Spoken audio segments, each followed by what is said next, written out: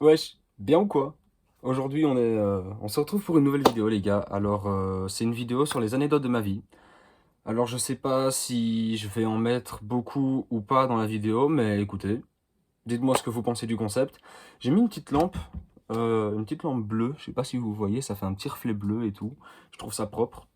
Franchement, dites-moi comme ce que vous en pensez, les gars. Mais, bah écoutez, première anecdote. Bon, pour la première anecdote, les gars, je vais vous raconter une anecdote qui m'est arrivée en vacances. J'étais en vacances à la mer du Nord, donc dans la région de Coxyde, c'est près de Nieuwpoort, Ostende, si vous voyez plus ou moins où c'est. C'est en Belgique pour les Français qui nous regardent, ou les autres, hein, les Français, les Canadiens, les Américains. Pour les autres personnes qui ne sont pas spécialement belges ou qui ne connaissent pas la Belgique, voilà. Alors cette anecdote-là, elle m'a vraiment fait rire, mais sur le coup, j'étais pas bien. En gros, j'étais dans un petit magasin au bord de la mer. Et je me suis dit, bon, bah, je vais aller acheter des lunettes de soleil. J'en avais pas prises avec moi, donc je me dis, je vais aller en acheter pour pas cher. C'est bon, c'est juste pour dépanner. Alors, comment j'arrive dans le magasin dans le magasin en fait, dans le magasin de lunettes, un petit paquet qui vendait des lunettes et tous les trucs dans le genre en rapport avec la mer en général. Et j'arrive sur l'esplanade, je vais dire ça comme ça, sur la plaque qu'il avait prévue pour mettre les lunettes et là où on se mettait pour les essayer. Je commence à essayer des lunettes et tout, et il y a un flamand, parce que dans cette région-là, c'est la Flandre, donc on parle néerlandais, donc le flamand plus précisément. Il y a un flamand qui arrive près de moi, et il commence à me taper la discute, mais en néerlandais du coup, et moi je comprends pas, donc j'essaye de lui caser quelques mots en anglais pour lui faire comprendre que je parlais pas du tout néerlandais. Donc du coup, j'essaye d'engager la conversation, mais en anglais. Je lui dis que je comprends pas le néerlandais, mais je lui dis en anglais. Et apparemment, il comprenait pas l'anglais non plus. Puis, il y a le gérant du magasin qui vient me voir et qui me dit alors, vous avez choisi une paire ou quoi? Et je lui dis non, pas encore, mais je suis en train d'y regarder et voilà. Enfin, je regarde à chercher une paire et je vous tiens au courant quand j'en ai trouvé une qui me plaît. Il me fait ok, ok, pas de souci. Et puis, il commence à parler avec le fameux néerlandophone. Et il commence à dire des trucs en néerlandais, je comprends rien, enfin, en soi, c'est pas grave. Puis à un moment, j'entends un bruit, mais un bruit de paix, mais un paix bien gras, bien juteux. Genre le mec s'est chié dessus, tu vois. Et après, il y a le flamand qui se retourne vers moi, et il me regarde et fait oi oi oi.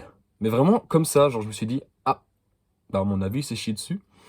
Sur le coup, j'étais vraiment pas bien, parce que je me suis dit, il y a quand même un gars qui s'est chié dessus à côté de moi. En plus, ça sentait la mort, mon pote, mais il avait bouffé des cadavres ou je sais pas quoi. Ça sentait la mort. Le mec s'était chié dessus à côté de moi, et il me regarde. Le seul truc qu'il dit, c'est oi oi oi. Genre, moi, ça m'arrive. Gros, je regarde même pas le gars qui est derrière moi ou les gens qui sont à côté de moi. C'est je me barre. Même si je suis en train de parler avec le gars, je le regarde, je suis désolé, mais j'ai un problème, je me casse. Je m'en vais, je ne reviens plus pendant au moins une semaine. Mais non, lui il a fait sa vie, pépouze, il me regarde, il fait oi oi oi, il rentre dans le magasin, il continue sa route et puis il se barre. Alors sur le coup, j'étais pas bien, donc je me suis barré parce que vraiment j'étais très mal à l'aise. Je raconte tout ça à mes potes et tout, et ils me disent mais du coup t'as pris des lunettes? Les gars, c'était pas pour ça que j'étais venu vous parler, et non, du coup je n'ai pas pris de lunettes. Puis il me regarde et fait mais du coup on peut y aller? Je fais bah non, je vais attendre que le vieux se barre et puis je vais chercher mes lunettes. Du coup je vais chercher les lunettes, je commence à parler avec le gérant et tout, et puis il me fait en français, mais le gérant chaque année on va en vacances là-bas, donc il y a un moment où il y a, je vais pas dire des affinités, mais genre on le connaît, tu vois. Et genre il me regarde, il me fait hey, t'as vu le mec de tantôt là? Je regarde, je fais ouais. Il me regarde, il fait je crois qu'il s'est chié dessus. Je le regarde, je fais ah! Mes doutes ne sont pas. Mes doutes ont été confirmés, hein. Ils ont été confirmés. Franchement, pour cette anecdote-là, j'étais vraiment pas bien. Mettez-vous à ma place. Un mec se chie dessus à côté de vous. Déjà là, ça fixe le point de base. Un mec se chie dessus à côté de vous. Au lieu de s'en aller, de se dire, il y a peut-être un problème, je m'en vais, il vous regarde et fait, oi oi oi. Ok mec, mais du coup, ça va, c'est... Ouais, enfin, ok gros. C'est... Ouais, d'accord. Y a pas de souci, gros. Bon, bah voilà, première anecdote finie. Elle était pas... Elle était mitigée, dans le sens où elle peut être assez drôle pour certains, mais pour d'autres, genre, bah ouais, ok mec, c'est bien, t'as vécu ta vie, c'est cool. Pour la deuxième anecdote, ça va être, je vais pas dire drôle, mais c'est une anecdote qui m'a mis mal parce que j'étais vraiment pas bien à ce moment-là. Donc c'était il y a 2 ans, encore une fois, j'étais en vacances à la mer, en Flandre du coup, et j'étais genre à la piscine du camp de vacances où je vais, et il y a un gamin, enfin un ado, qui doit avoir mon âge, qui me pousse d'un gros jouet gonflable. Mais quand je vous dis gros jouet gonflable, le truc fait au moins 5 mètres de diamètre. Et il me pousse, sauf que moi je tombe sur la corde qui le relie au bord. Et du coup, j'ai ce doigt-là qui finit là. Et ce doigt-là qui finit là. Ça fait mal, d'accord? Je n'étais pas bien du tout. Premier réflexe que j'ai eu, je me suis même pas dit, je vais laisser comme ça. Je vais aller voir mes parents, je vais leur dire qu'on m'a poussé, que je me suis blessé, qu'il faut m'emmener à l'hosto. Mais non, parce que le petit Léo, il a d'autres idées dans sa tête. Il a pris ses 2 doigts et il les a remis droits. Putain, ça fait mal. Pourquoi je suis con comme ça? Résultat des cours, je souffrais encore 2 fois plus, mes 2 doigts commençaient à gonfler, donc mon père me regarde et il me dit, on va à l'hôpital. On est arrivé à l'hôpital, on n'est pas pris en charge du tout. Vraiment, c'est-à-dire que au niveau de la prise en charge, je pense qu'on est à l'équivalent de 0,1 sur 1 million. On arrive dans l'hôpital, aux urgences, du coup.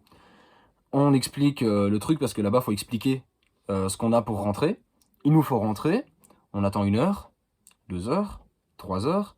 3h30, le premier médecin vient voir qui est là. Ils nous disent, un médecin va vous prendre en charge, ils arrivent.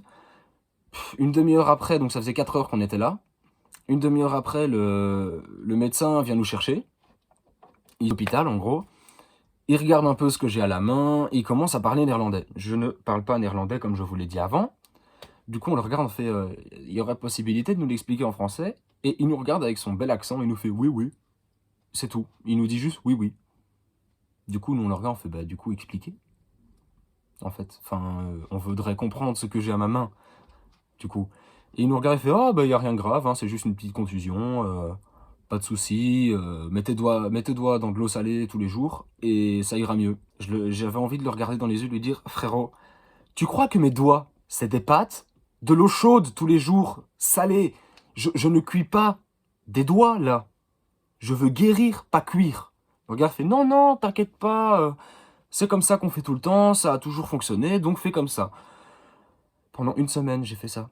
Comment vous expliquer que je ne suis pas convaincu que ça soit ça qui ait guéri mon doigt? Surtout, ça m'a étonné qu'ils me disent il n'y a pas de fracture, il n'y a pas de mouvement qui n'est pas normal, c'est pas déboîté, il n'y a pas de problème.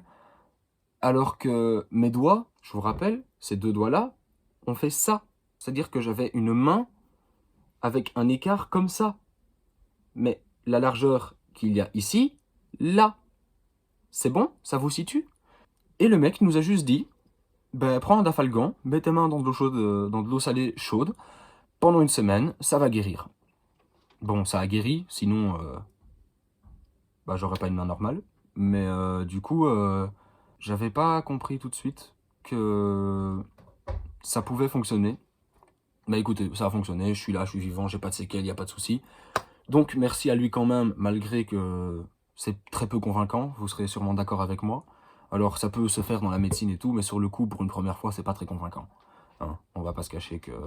Voilà. Bon, bah c'est nickel, on passe à la troisième anecdote, les gars. Bon, pour la troisième anecdote, c'est une anecdote qui est douloureuse dans le sens où celle-là, j'ai vraiment eu très très mal. Et je vais pas vous cacher que j'ai failli passer à côté de quelque chose de très dangereux, c'est-à-dire une hémorragie dans le cou. Vous voyez là? Là, il y a une artère très importante, là. Ben, j'ai failli l'exploser, en fait, dans le sens où on jouait au foot avec des potes sur le terrain de foot du camp de vacances. On commence à jouer au foot et tout. On fait des dribbles, on fait des jongles, on se fait des passes, on fait un 21, enfin les jeux de base qu'on fait au foot quand on est claqué au sol comme moi.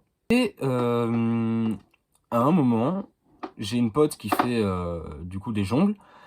Elle l'envoie super haut. C'était à moi de la récupérer étant donné qu'on était en train de faire une brésilienne. Je veux pour récupérer la balle. Sauf que la balle, vraiment, m'arrive aux hanches. Avec un élan d'intelligence. Qu'est-ce que je fais? Je me dis pas, je vais lever mon genou pour la prendre avec mon genou. Je vais attendre qu'elle redescende pour la prendre avec mon pied. Non, non, non. Le petit Léo a eu l'intelligence de se dire, je vais mettre ma tête. Je vous laisse deviner la fin. J'ai eu une grosse Vans surhaussée avec des semelles comme ça. Là. Juste là, là. Résultat des cours, je suis à l'hosto. J'avais comme une grosse boule dans le cou. Et ils me disent non, il n'y a rien de grave, c'est une contusion. Il n'y a pas de soucis, donc allez-y. Enfin, vous mettez de la crème, genre Voltaren ou des trucs dans le genre. Et vous prenez un Dafalgan, tout ira mieux. Au final, j'ai eu de la chance parce que 3 jours après, j'avais plus rien, j'avais plus de douleur. J'avais encore du mal à mâcher et à ouvrir la bouche, mais ça allait mieux. Mais étonnamment, ça m'a déjà étonné parce que je l'ai pris vraiment entre la mâchoire et le cou. Enfin, entre vraiment ici, je l'ai pris là en fait. Et c'est rentré ici en dessous de la mâchoire. Donc ça m'a déjà étonné que je me sois pas décroché la mâchoire ou quelque chose dans le genre. Mais bon, j'ai eu de la chance, tant mieux. Voilà, je m'estime heureux d'être encore là. Dans le sens où ça aurait pu être super dangereux et que les conneries de jeunesse, ça va une fois, mais il faut faire attention. Donc franchement les gars, un grand conseil, faites attention à vous et franchement faites attention, profitez des moments que vous passez, mais oubliez pas qu'il y a toujours un danger derrière. Dans le sens où il y a un danger derrière quoi. Bon les gars, c'est la fin de cette petite vidéo anecdote, j'espère qu'elle vous aura plu. N'hésitez pas à me communiquer ça à travers des pouces bleus, des abonnements si vous passez sur ma chaîne comme ça.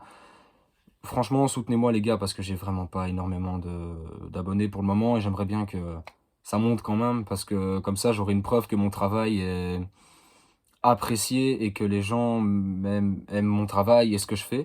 Si jamais vous trouvez quelques petites incohérences dans la vidéo, des moments qui devaient peut-être pas forcément être là, juste bêtement votre anecdote préférée, l'anecdote que vous avez trouvée la plus drôle ou la plus fucked up, j'ai envie de dire, n'hésitez pas à me le communiquer dans les commentaires. Je vous dis à la semaine prochaine les gars.